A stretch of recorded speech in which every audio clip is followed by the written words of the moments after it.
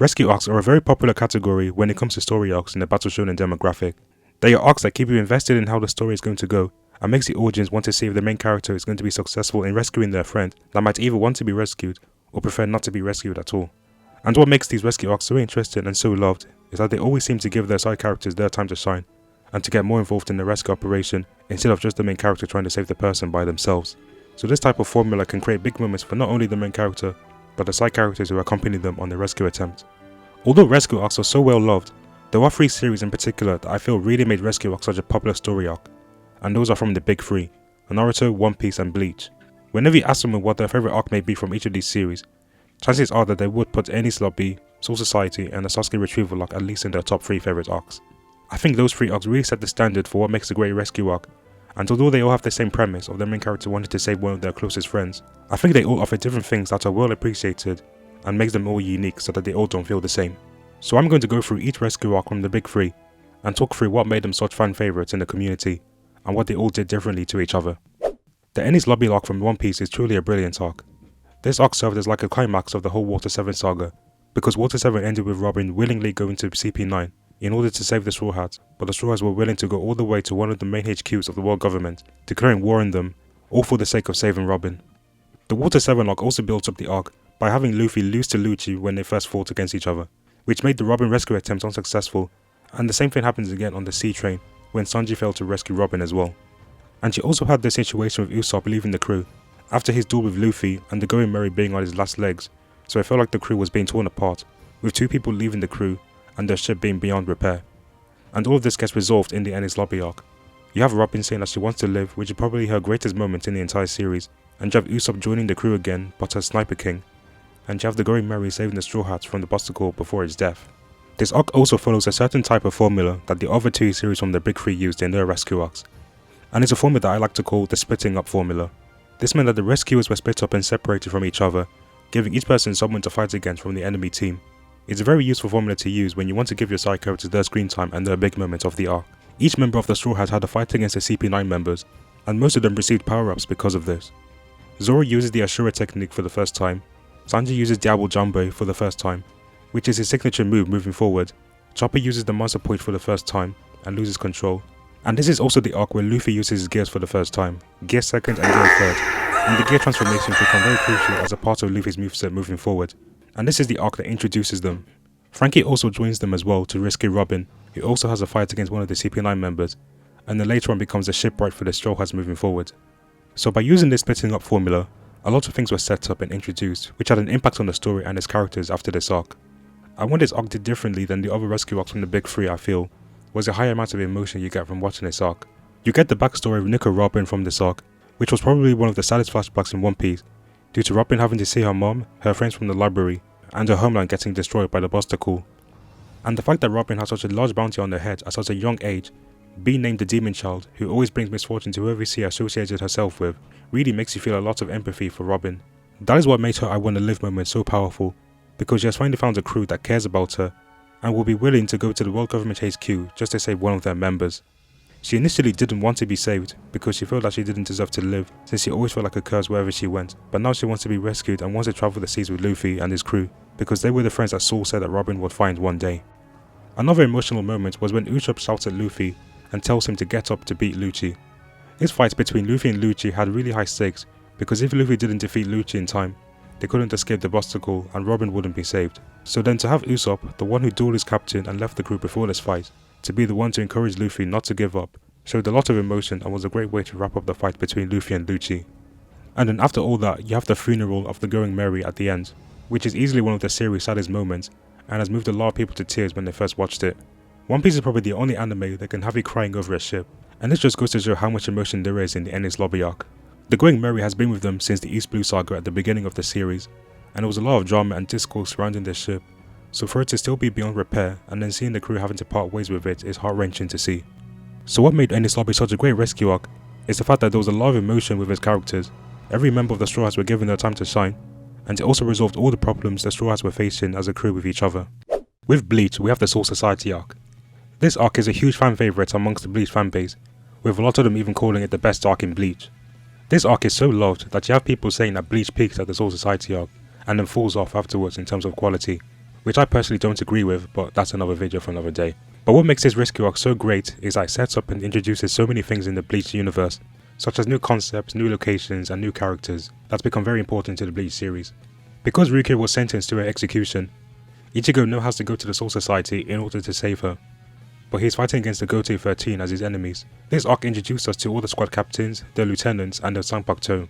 The Gote 13 also become major characters and become very crucial to the story moving forward, and this arc started them serving as the main antagonists of the arc, despite them not being evil people. You have characters like Renji being part of the main cast, although he started as an antagonist when he first met Ichigo in the arc prior to this, but then during the Soul Society arc, he gets more depth to his character and his relationship with Rukia in a flashback, and then he decides to help Ichigo in stopping Rukia's execution. We are introduced to fan favourites like Kenpachi, Yoruichi in her human form, and Toshiro in this arc.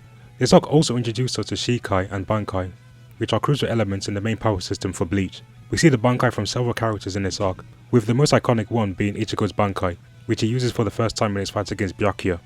Bankai becomes so prevalent in the story moving forward, and every time we see a character show off their Bankai for the first time, it is always a hype and memorable moment, and the Soul Society arc was the beginning of all of that. This arc also follows the same splitting up formula, where Ichigo and his friends become separated as soon as they reach the Serite, and this gave Ichigo and his friends significant screen time and some fights of their own. In the first arc of Bleach, we are introduced to Uryu, Orihime and Chad, and we see them train and develop their powers in preparation for the Soul Society. So then you have fights like Uryu vs Kurotsuchi, Chad vs Shunsui, Ichigo vs Kenpachi, and Yoruichi vs Soifon in this arc, where you get to see how strong these characters can become. You have Uryu being able to stand toe to toe with a squad captain due to his training beforehand, and you constantly get to see the huge amount of potential that Ichigo has as a Soul Reaper. And we also have the rematch between Ichigo and Renji, and Ichigo's fight against Byakuya, which was his most important fight in that arc. And those two fights were set up in the arc prior to this, when we were first introduced to Renji and Byakuya. And back then, Ichigo wasn't anywhere near Byakuya's level. And what makes that fight in the Soul Society arc so great was how well built up it was, and we get to see how far Ichigo has come ever since their first meeting. I think what this arc did differently to the other rescue arcs from the big three was that it added a subplot so the arc wasn't just about saving Rukia. You had the whole conspiracy about the death of Aizen, and people were trying to figure out who was responsible for his death, which added more complexity to the story arc. Characters like Toshiro, Hinamori, Kira, Ichimaru and Rangiku, they get a lot of focus in the subplot, and most of these characters play more significant roles in the Bleach series moving forward, especially Toshiro. And although this subplot was secondary to the saving of Rukia, the Aizen subplot was still very important, because it actually managed to connect with the execution of Rukia at the end, by revealing that Aizen was the one who planned the execution and faked his own death. This was arguably the greatest plot twist in all of Bleach, because of how well it was foreshadowed, and how he managed to connect these two plots in the Soul Society arc. It's this arc that sets up Aizen as one of the major villains in Bleach, and becomes one of the most iconic villains in anime and manga. So although Rukia did get saved in this arc, it still didn't feel like a victory in the end, because Aizen got his hands on the Hogyoku, which was his primary goal, and then he leaves the Soul Society alongside Tosin and Ichimaru, leaving the Gote 13 with only 10 captains. And finally, we have the Sasuke Retrieval arc in Naruto. This is another arc that is well loved in the Naruto community, and for great reason. It has emotion, great fights, good villains, and some of the highest stakes in the series come from this arc. Just like with Enies Lobby and Soul Society, this arc also implements the team splitting up formula during this arc.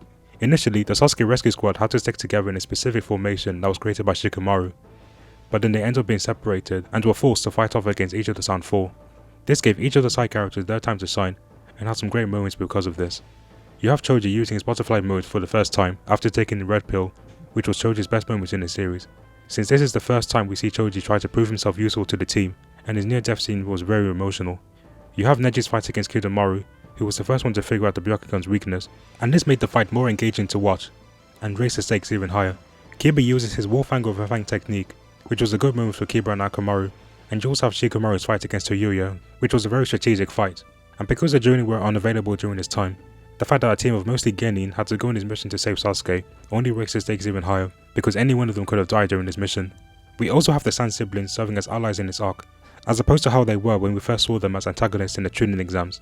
This also gave great moments to each of them when they faced the Sound Ninja, showing off their new jutsu, and even after this arc, they become prevalent throughout the series, especially Gaara. We also get Rock Lee's return after being hospitalized since the Chunin exam preliminaries, so to see him return and fight against Kimimaro, it was pretty hyped to see, even though it was quite short-lived. So this arc didn't just revolve around Naruto and Sasuke. Most of the arc actually focused on the side characters, before moving on to Naruto and Sasuke's fight for the climax. And what makes this arc truly memorable is that it pretty much serves as the culmination of all that was set up in part 1 Naruto since the beginning. Naruto and Sasuke were rivals ever since the Land of Waves arc, and we have seen how far the two of them have come throughout their time on Team 7, learning new jutsu and controlling their chakra better. In the Chunin exams, Sasuke gets his curse mark after meeting Orochimaru for the first time, and Orochimaru states that Sasuke will one day seek his power one day. In the Konoha Cross arc, we are first introduced to the Sound 4, who become the main antagonists of the Sasuke Retrieval arc, and Naruto also takes down Gaara, who defeated Sasuke, which also puts some thoughts into Sasuke's head about Naruto progressing so quickly compared to him. Then in the Search for Tsunade arc, we have Sasuke meet Itachi again, and he gets destroyed and mentally tortured by Itachi to the point where he had to be hospitalized after suffering from watching his past traumas over and over again. We got a small tease at the beginning of the arc on the rooftop, where we see that Naruto's Rasengan was actually stronger than Sasuke's Chidori, and then we get the full fight in the final valley. So every arc in Part 1 Naruto was slowly building up to this arc, where Sasuke eventually leaves the village to seek power from Orochimaru. Sasuke's full backstory is also revealed in this arc as well, which shows us why he's so fixated on killing Itachi, and why he doesn't want to be saved by Naruto. And what this arc did differently to Enies Lobby and Soul Society was the fact that unlike Robin and Rukia getting rescued by their friends, Naruto actually failed to rescue Sasuke. This is a rescue arc where the main character actually fails to save who they needed to save, and this is part of what makes this arc so unique. Because Naruto failed to save Sasuke, the mission was a failure which affected Shikamaru mentally, as this was his first mission as a Chunin and he felt responsible for the team's failure. Choji and Neji were in critical condition and needed immediate attention by Tsunade and the medical ninja to save them from near death. Everyone in the team had to be taken to the hospital immediately, and Sasuke was in the hands of Orochimaru. This failure to save Sasuke severely impacts the entire story of Naruto, because the main reason Naruto trains for 2 years with Jiraiya was so that he can gain strength in order to bring Sasuke back, and the same thing applies to Sakura. Because Sasuke doesn't return to the village, we see him fall further into the darkness to the point where he becomes an international criminal and the final antagonist of the entire series. So these were what made the rescue arcs from the big three so iconic and what set them apart from other rescue arcs. From the huge amount of emotion in Enies Lobby, the Aizen plot twist in Soul Society, to Naruto failing to save Sasuke, these arcs all had something unique about them despite them all being rescue arcs with the same premise and used the same writing formula in its plot. Let me know what your favourite rescue arc is in the comments down below, and if you want to see more videos like this, please like, subscribe, and thank you so much for watching.